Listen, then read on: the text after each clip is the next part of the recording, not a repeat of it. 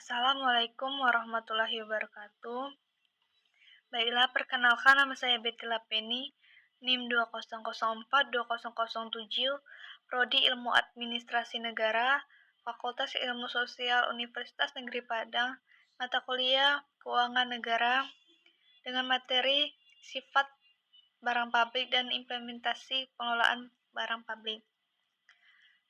Adapun barang pabrik itu, suatu barang pabrik merupakan barang-barang yang tidak dapat dibatasi siapa penggunaannya dan sebisa mungkin, bahkan seseorang tidak perlu mengeluarkannya biaya untuk mendapatkannya. Contohnya barang pabrik ini diantaranya udara, cahaya, matahari, jalan, lampu lalu lintas, pertahanan nasional, pemerintahan, dan sebagainya. Adapun barang pabrik murni yaitu barang yang memiliki sifat non-rival dan eksklusif. Barang itu merupakan barang yang tidak dapat dibatasi siapa penggunaannya dan sebisa mungkin bahkan seseorang tidak perlu mengeluarkan biaya untuk mendapatkannya. Barang pabrik sendiri itu barang yang apabila dikonsumsi oleh individu tertentu tidak akan mengurangi konsumsi barang lain akan barang tersebut. Barang pabrik memiliki sifat non-rival dan non-eksklusif. Adapun barang pabrik murni dan penghambatnya yaitu ada beberapa barang yang tidak bersifat konsumsi bersama. Dua orang tidak dapat mengonsumsi roti secara bersama-sama. Manfaat dan kepuasan memakan roti tidak tersedia bagi kedua orang tersebut. Ketika mengkonsumsi barang yang tidak dapat dikonsumsi oleh orang lain, konsumsi dua orang tersebut dapat disebut sebagai rival. Non-eksklusivitas terjadi ketika Anda tidak membayar penjual roti, maka Anda tidak dapat mengkonsumsi roti tersebut. Adapun karakteristik barang pabrik itu non-eksklusivitas. Salah satu sifat yang membedakan barang pabrik dengan barang lain adalah apakah orang dapat dikecualikan dari manfaat barang tersebut atau tidak. Bagi kebanyakan barang pribadi, pengecualian tentu saja dapat dimungkinkan. Pertahanan nasional merupakan contoh standar.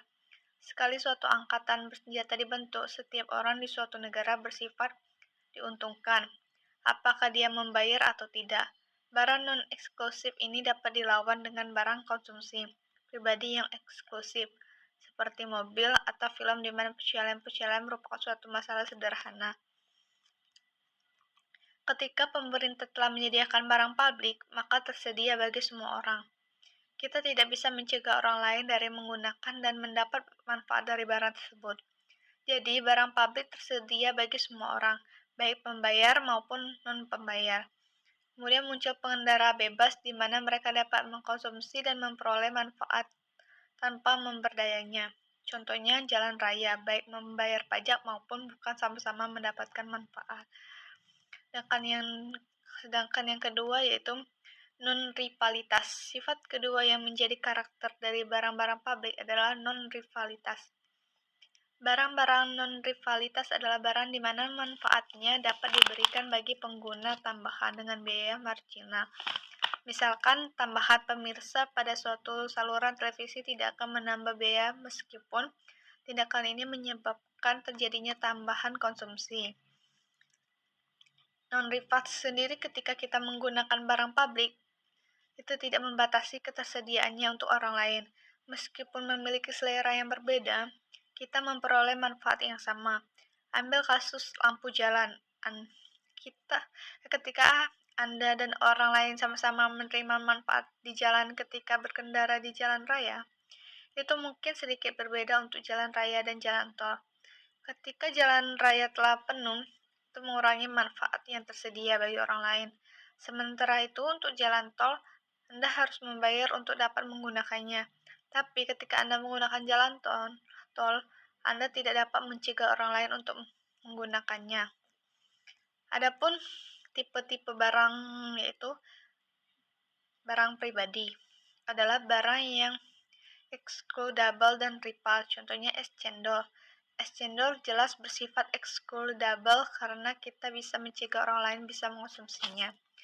Dua, barang pabrik adalah barang-barang yang tidak ekskludabel dan juga tidak rival. Artinya, siapa saja yang tidak bisa mencegah untuk memanfaatkan barang ini dan konsumsi seseorang atas barang ini tidak mengurangi peluang orang lain melakukan hal yang sama. Contohnya pertahanan suatu negara. aman karena mampu melawan setiap serangan dari negara lain. Maka siapa saja di negara itu tidak bisa dicegah untuk menikmati rasa aman. Peluang bagi orang lain untuk turut menikmati keamanan sama sekali tidak berkurang.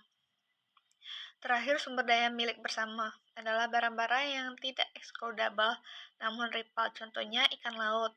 Ada pula barang yang eksklusif namun tidak memiliki rival, contohnya jasa pemadam kebakaran. Adapun kemukakan teori barang publik yaitu teori Piaget. Piaget berpendapat bahwa barang publik harus disediakan sampai suatu tingkat di mana kepuasan marginal akan barang publik sama dengan ketidakpuasan marginal akan pajak yang dipungut untuk membiayai program pemerintah untuk menyediakan barang publik. Yang kedua, teori Bowen. Bowen mendefinisikan barang publik sebagai barang di mana pengecualian tidak dapat ditentukan. Jadi, sekali suatu barang publik sudah tersedia, maka tidak ada seorang pun yang dapat dikecualikan dari manfaat barang tersebut. Yang ketiga, teori Eric Lindahl. Teori Lindahl mirip dengan yang dikemukakan oleh Bowen. Hanya saja, pembayaran masing-masing konsumen tidak dalam bentuk harga absolut, akan tetapi berupa persentase dari total biaya penyediaan barang publik.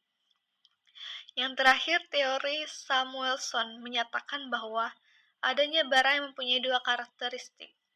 Yang pertama, non-perekonomian tidak dapat mencapai kesejahteraan masyarakat yang optimal.